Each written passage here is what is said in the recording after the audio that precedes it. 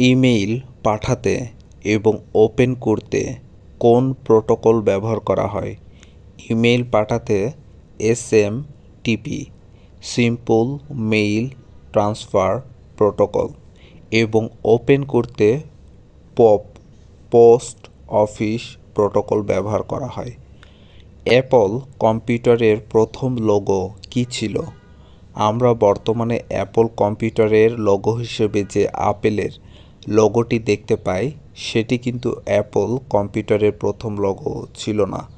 Apple computer কোম্পানির প্রথম লোগোটি ছিল স্যার আইজ্যাক নিউটন একটি আপেল গাছের নিচে বসে আছেন।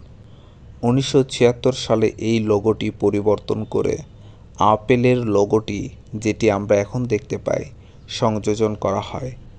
কে প্রথম মাউস আবিষ্কার করেন? ডগলাস এনগেলবার্ট 1964 সালে।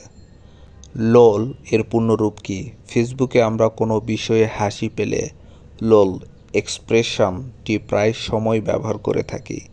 লোল এর পূর্ণরূপ হলো লাফিং আউট লাউড। গিবারিশ কি? কম্পিউটারে দেওয়া অপ্রয়োজনীয় তথ্যকে গিবারিশ বলে।